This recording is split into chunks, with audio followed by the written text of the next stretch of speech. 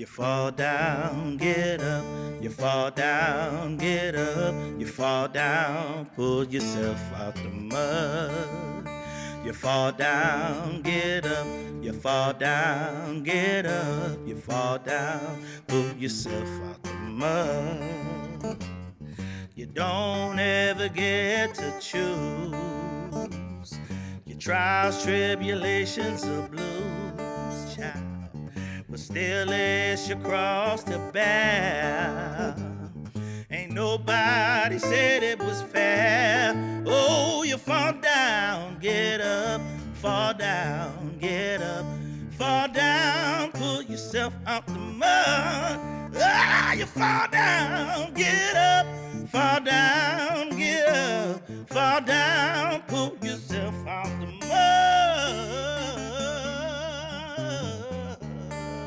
All right. Welcome to the mud. You're on point, Fife, all the time, Tip.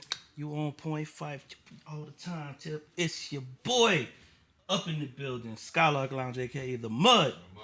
It's your man GP, Goldie Pipes up in the thing. Yo, this is the Mud Podcast. Thank y'all for coming on out tonight and checking us out. You dig? I mean, you probably sitting on your couch eating some chips, but these are gonna be the most flavorful chips that you're eating because you're gonna enjoy what you see. Because tonight, man, dig it. We have a vocalist, a musician, a writer, all kind of shit. I'll let her talk about herself, but you can see right now she looks great, she smells great, she is great. Y'all, give me some virtual dap for the one and the only Ritual. Thank you, thank you. Peace and blessings, Queen. How you doing tonight? I'm good, I'm good. Thank you for having me. Right on. So dig it. She represents my city, H-Town, the Bayou City. Here. Yeah, she from the other side though. She from the east side. You know what I'm saying? I'm from the northwest. I represent that Carville. But it's all the north though. Yeah, kind of. I mean, I've been claiming the north forever. Yeah, I met you on the south side though. But yo, don't do that. we talking this personal stuff because this, this is a special thing. I will have to say it like this. This is actually my wife of 11 years, and it's a pleasure right now. This is gonna be actually fun. We've sang together. We've worked on music together and all that. This is the first time just actually getting down to be able to talk about your career, where you're at, where you've been, where you're going. So I'm gonna do my best to not be so husbandy on this and just no, this is Goldie Pipes and this is Ritual. But I still want let's just kind of let it flow or whatever. But again, welcome out to the Mud. How you feeling? Thank you, thank you. I'm good. This is different being on this side because like 12 years ago, I interviewed you. You're right. You're absolutely right. You were doing your documentary. Yeah, I did a documentary that never came out. I did so much stuff that never came out, but she actually was the interviewee. This was so long ago now. Yeah, it's probably 2011. Yeah, the year we met. The year we met. Yeah. So pre-babies and all that. Okay, so I'll give y'all a little background. So we had mutual friends, and one of our mutual friends knew I had a birthday party. So I met her on my birthday. So it was already after midnight. So it was literally my birthday, and we go back and forth about who was shooting at who first. It was her shooting at me. I will say that in front of the world. Just naturally flirty. Well, you flirted at me. All I'm saying. Whatever. So our friend Nakiba, introduced us, and we started off just kind of chit chatting, but we hit it off, and we started talking music and life and all these different things, and so she was telling me about music ideas that she wanted to do way back then, and we'll get to that in a minute, but I'll just say that things come full circle. So let's just go back, me and you. Like, I want to make sure that I'm not talking to the audience like they know our shit. So I gotta go back. So you came up a church girl just like I came up a church boy. Absolutely. So let's talk about the black church. Pleasant Hill. Pleasant Hill. Let's talk about Pleasant Hill. In Houston, Texas again. Yes. What was it to you? Because I can tell you how Great Macedonian what it was to me, and I will, but I want to hear from you. What was Pleasant Hill to you as far as shaping that little girl into, the artist that you are now? It was like the typical black church experience, but I felt like I had more of an advantage because it wasn't really like small church, but it had small church vibes, even though it was like kind of a large church because there was like several hundred in the Right. congregation. Right. But like my family runs deep in that church. Like Yeah. the pastor that I grew up under was the ring bearer in my grandparents' wedding. Like that's how we go, you know Yeah. what I mean? Yeah. And so we just had a lot of opportunities. Like he was the type of pastor that really believed in the youth and wanted to push them and their talents and everything like that. So I came up in that church being able to exercise all my talents. Like if I wanted to act in plays, if I wanted to direct the choir, if I wanted to write songs and teach them. Like actually the pastor's wife was like the minister of music there, and when I started kind of playing things that I heard by ear on the piano, she recommended to my grandparents the music school that she went to. And so that's how I started taking piano lessons and learning classical music and just all the things. But she, Sister White, Melva White, RIP, really shaped who I was as a vocalist and a piano player because I really emulated her. Like, because that's what I saw as a little girl from what I remember the age of 5, her giving me my first solo, you know, and taking lessons, piano lessons at the age of 7, and just coming up and, like I said, having all those opportunities to exercise that. Like every fourth Sunday, they had Youth Sunday. So we would come and we were able to just put on our own program. So I could play piano solos as part of the program. You know what I mean? Yeah. And it got to the point like as a teenager, I grew in my gifts and my talents and everything. Like that when the pastor and wife went on vacation, they trusted me enough to like lead the service, like the whole Sunday morning service. And that's a big fucking deal. Oh, for sure. Yeah. And that means I was leading the Wednesday night choir rehearsal, teaching the parts, and I've always been that girl, like learning all the parts. Like I only play piano and saxophone, but when I hear music, I hear guitar, I hear the bass, I hear the drums. Like you can't help but to immerse yourself in every part of it. Like that's who I've always been. I hear Yeah. everything, you Yeah. know. So let's go back to the church, like just the institution itself. So I will, I'm not gonna get into a religious discussion, um, but I'll say I grew up a church boy, as you know. Yeah. They don't really know that, so Greater Macedonia Baptist Church. It was a neighborhood church right at the edge of the neighborhood, Yeah. in Houston, Carverdale.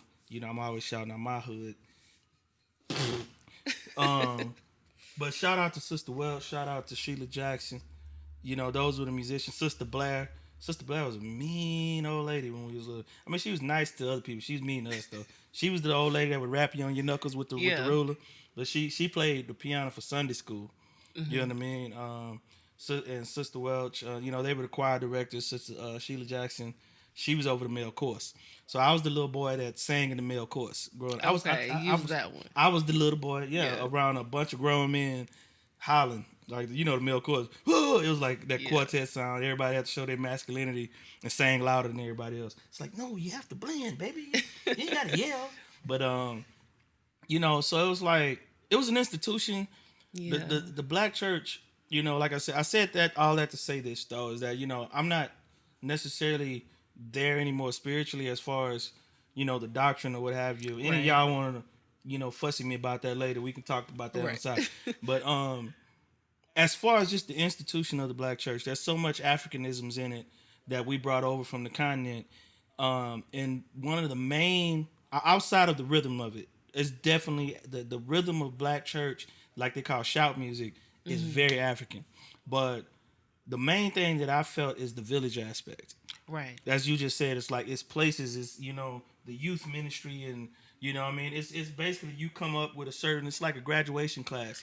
You come up with a certain group of people, and y'all are shaping each other as well as being shaped by the elders up to a certain point.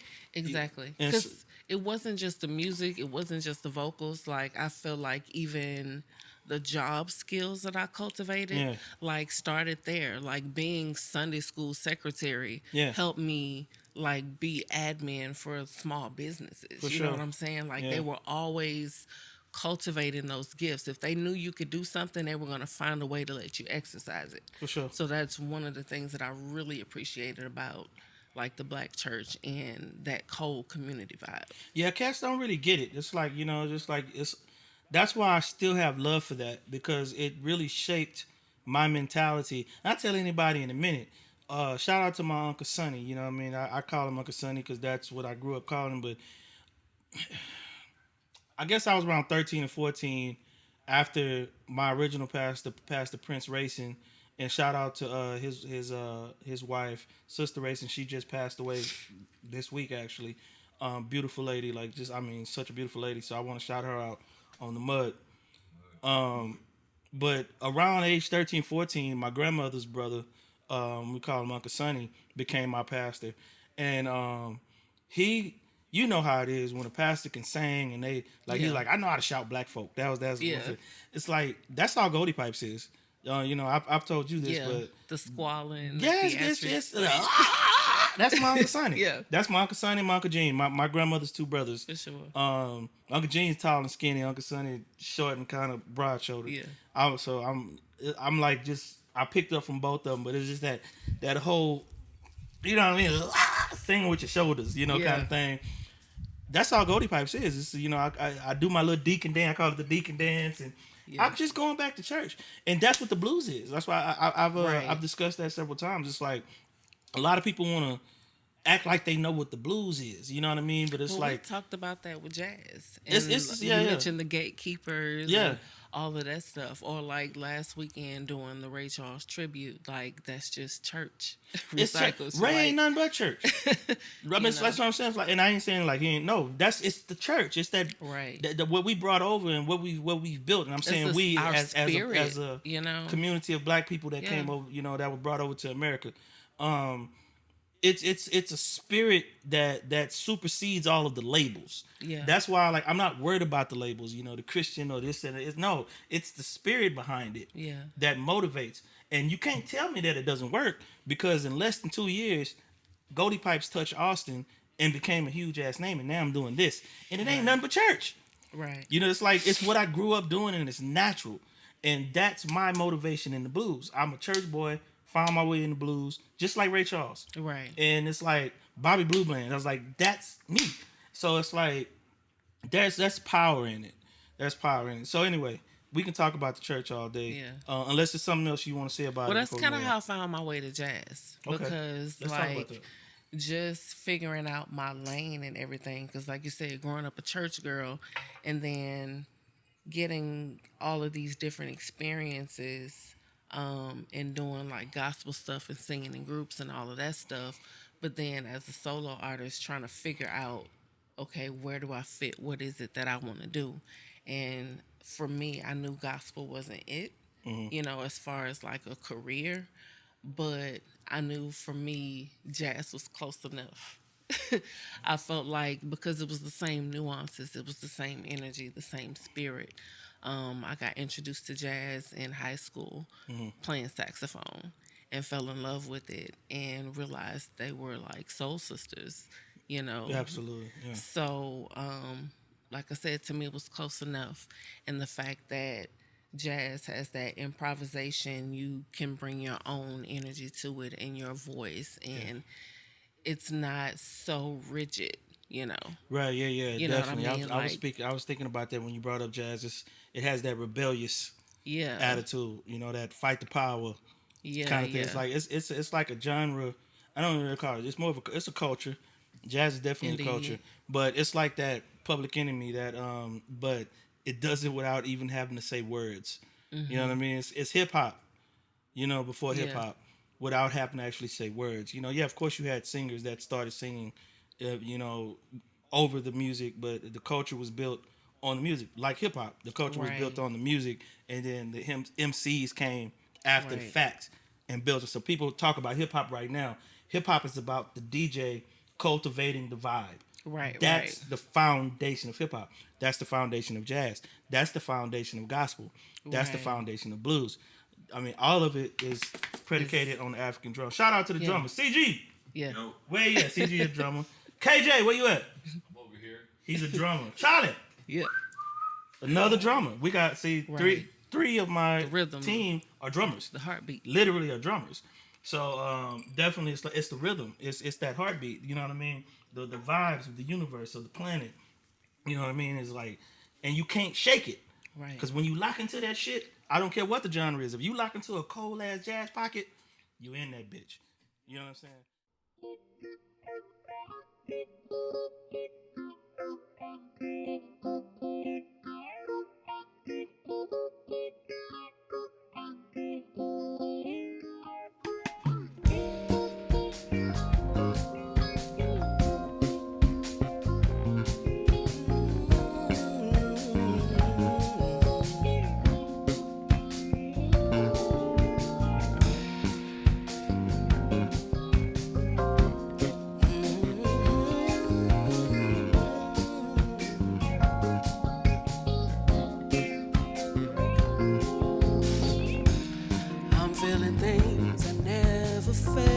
Before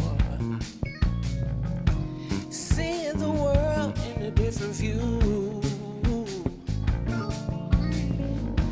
everything's sunny even in the midst of clouds, and it's all because of you. All I can say is you make me feel alright. You make me feel alright, alright.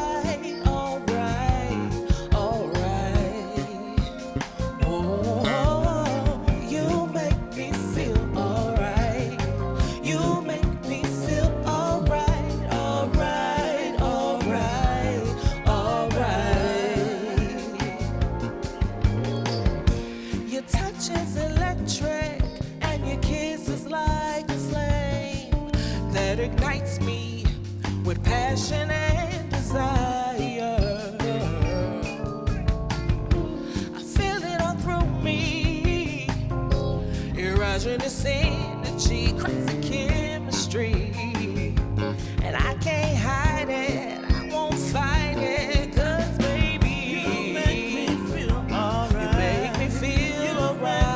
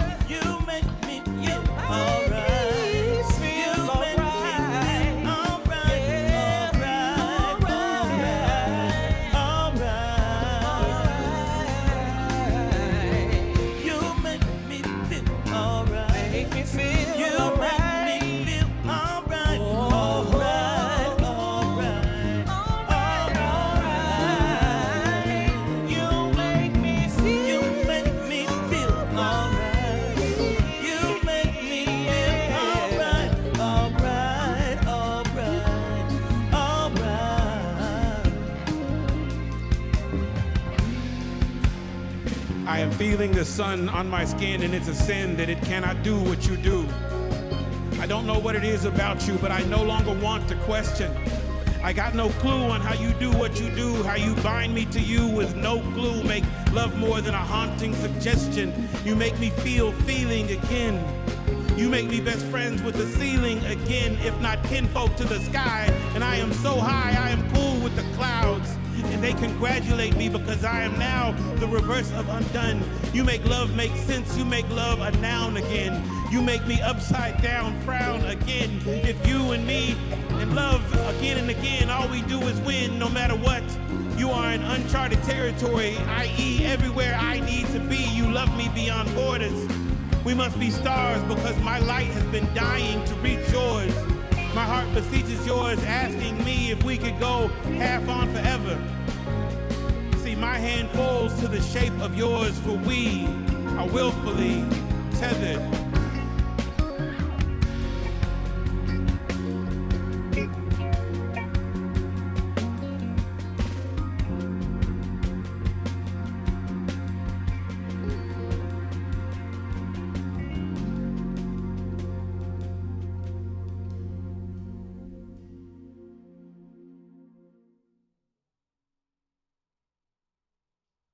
Okay, I got something. You said something, and I wasn't planning on talking about this, and we've never really had this conversation, I don't think, and this is the perfect time to have it. Okay. So, you spoke on you got into the jazz band in high school. Yeah. Now, you and I had two different experiences in high school.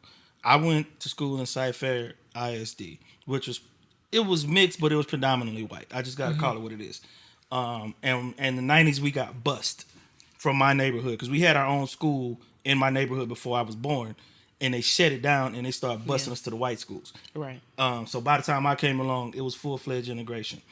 So I didn't get, like, my grandmother that raised me, she was bussed all the way to Booker T. Shout out to Booker T. And she graduated from Booker T, which was probably 35, 40, now I don't say 40 minutes, about 30 minutes from where we lived at that time, especially being the fact that the highways wasn't up yet. Right. So she had the black school experience, and then her older children started off still in segregation, and then integration came in the midst of her children.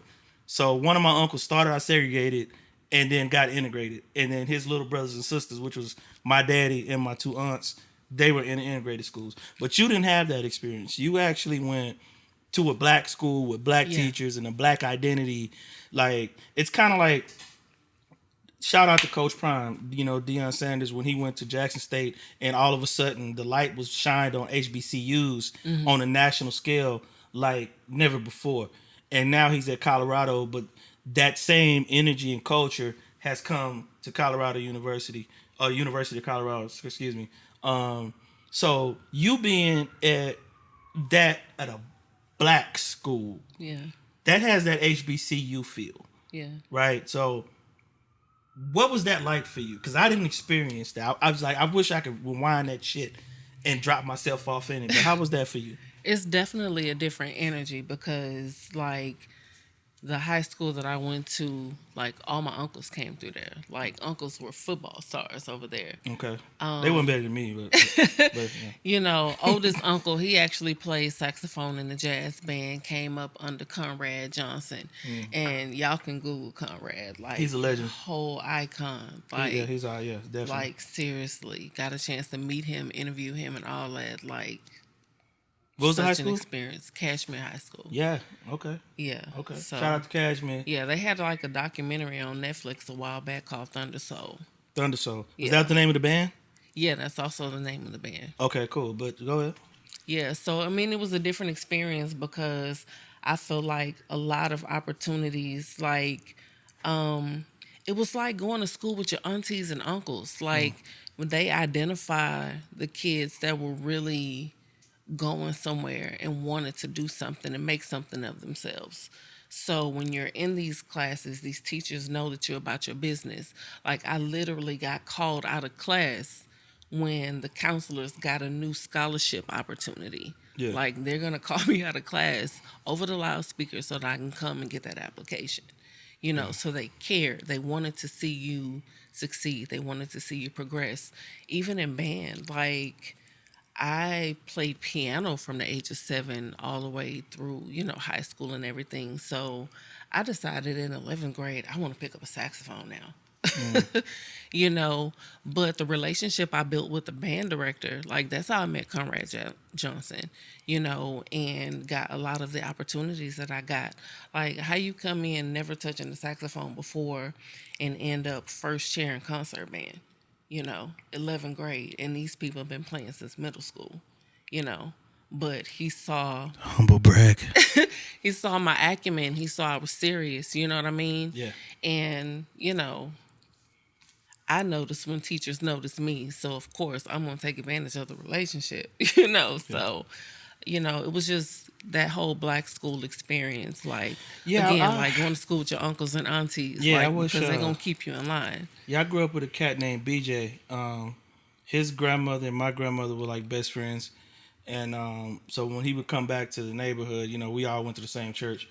You know, we would see each other on the block. You know, if I didn't see him at church, I saw him at, you know, my grandmother's house across the street from his grandmother, my other grandmother, Lily Mae Williams. I love my grandmothers. My grandmother was a beautiful woman. And he went to Booker T, same school that Mama went to, Aunt Lou. And he would just come and tell me, but they had the junior Omega, I forgot what they call. I think they called them the gents or something like that. Shout out to my man EQ who went to Booker T as well. They had the gents, so you know they would, you know, I mean, I don't want to throw the sign because I don't want no Qs coming punching me in the face. But you know, I would have pledged Q, but I didn't make it through college like that at the time. But anyway, shout out to Tony Taff, he a Q, my cousin. So yeah, it was just an experience that I really wish I could have touched on.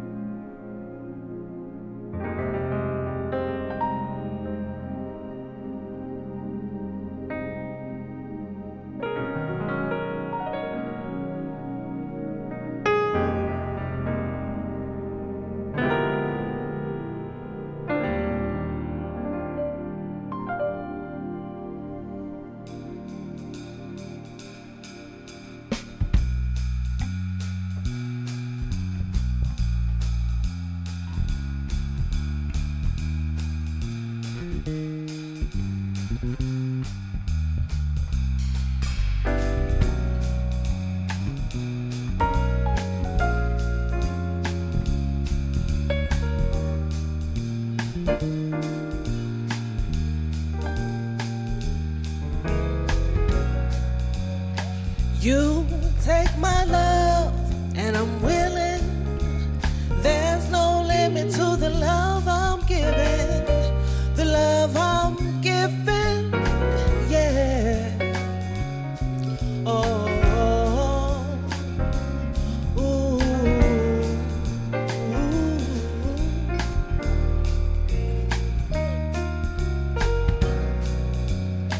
There's no reason why we should be apart. No, no. 'Cause searching for something that's not there will leave two lonely hearts. Two lonely hearts. Baby, don't you know? We've come too far to let it all end. I told you over and over again how I feel inside, and if you go, baby, there's something you should know.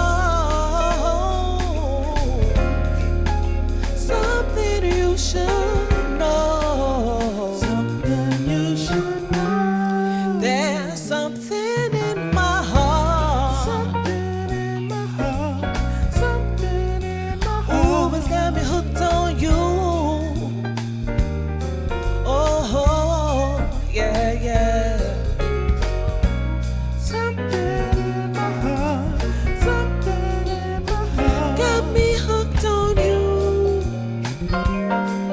You.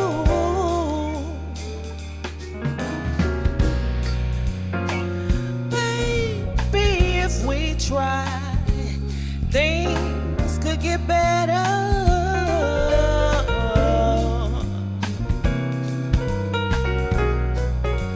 No one can tell me different. We should be together. Baby,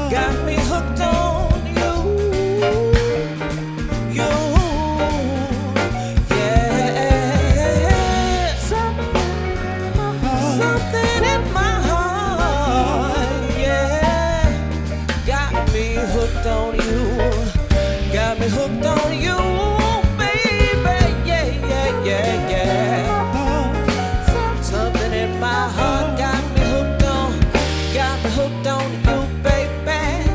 Got me hooked on you, baby. Yeah, yeah, yeah, yeah. Oh,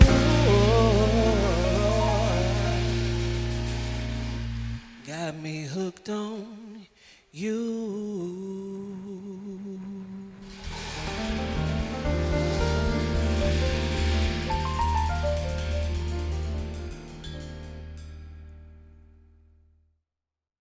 When I met you, you were doing like hooks for rappers. You were working on working on some music you had written. Yeah. And you had this idea for a project called Uncovered.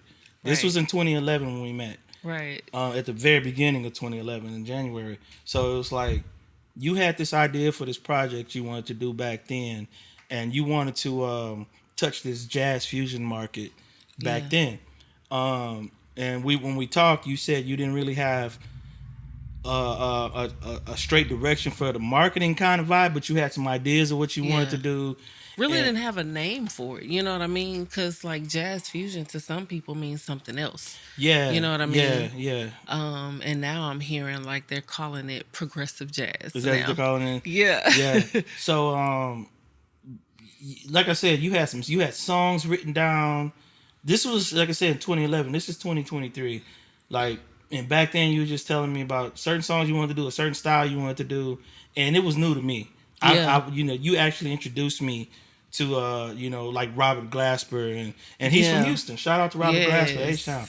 But I haven't heard of him, and you introduced me to that sound, and he was already big, and he's so much bigger now.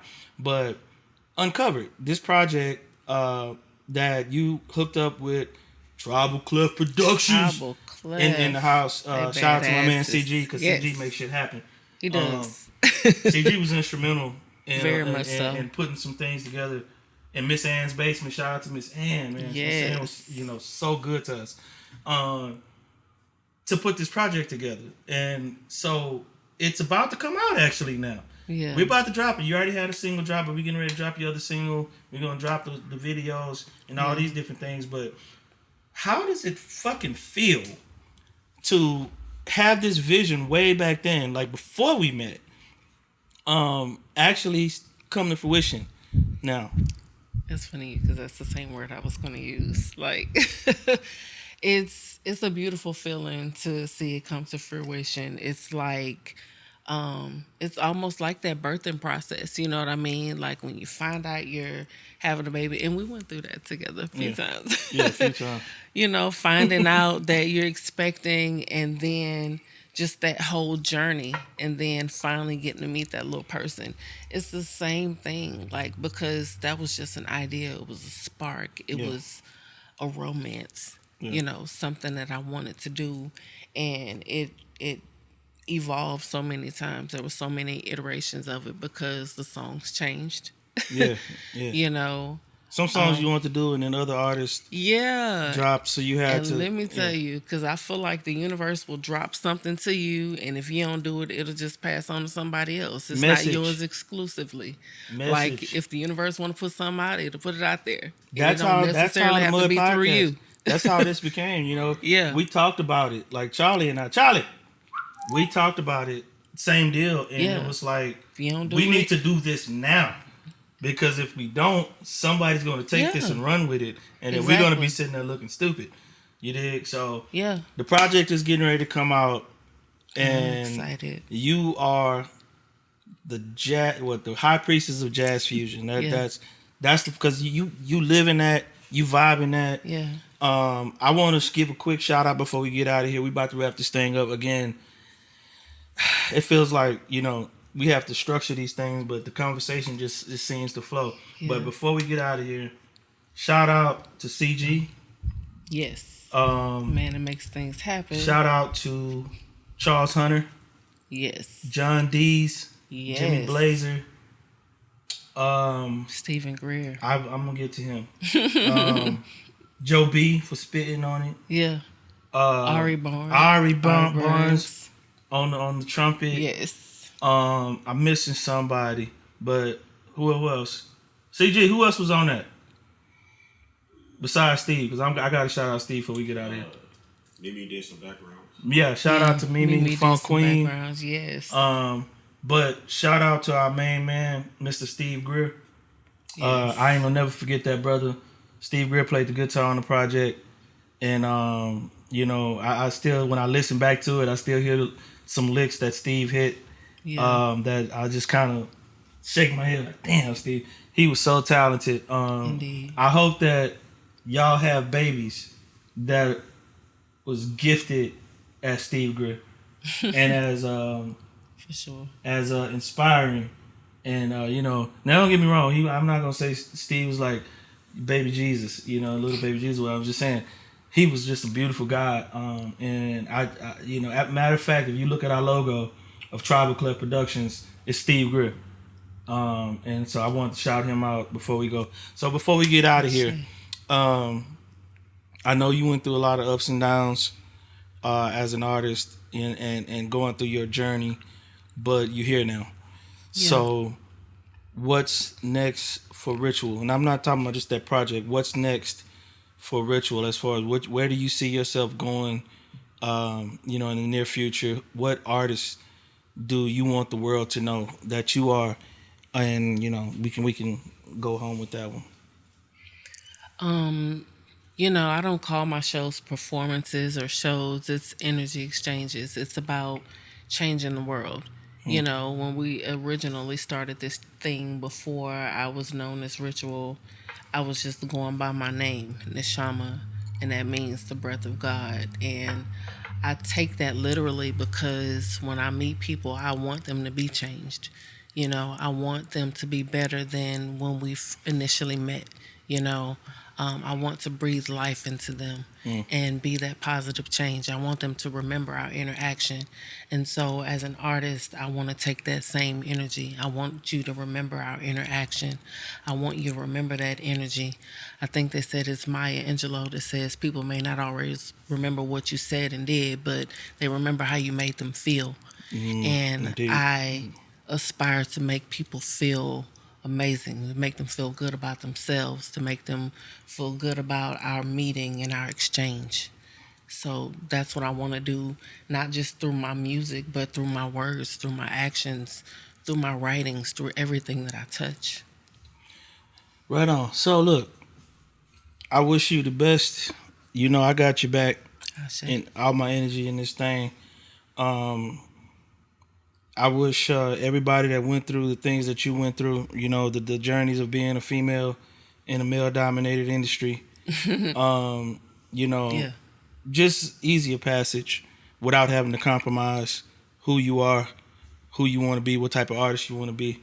And just let's shine the light. You know, you got that song you wrote about me, The Light, you know, like, we're definitely going to record that. But anyway. For sure. Much production, progress,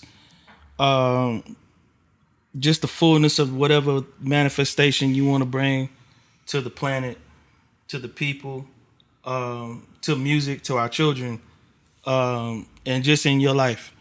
So, you know, we're going to keep, that's what the mud is about. Yeah. You know, it's just about being rooted in truth and purity and what the universe brings us in this thing that we call art. And so keep it moving. You know, you got a whole team behind you. You got your whole family behind you. For sure. You know what I'm saying? And let's just keep the light shining. For sure. Can you dig it? I can dig it. All right. So that has been another episode of the Mud Podcast. I want to thank my team. I want to thank the crew. I want to thank R1TUAL for coming out doing the thing. Shout out to my man Joe B for coming and you know, featuring on the song. And we're gonna keep this thing moving, keep that train a smoking. It's your boy GP representing that Carverdale, Texas, baby. And we out this thing. Let's get muddy, homie. Can you give me a let's get muddy? Let's get muddy. Say it to them. Let's get muddy. Let's get muddy. Mud! We out this thing.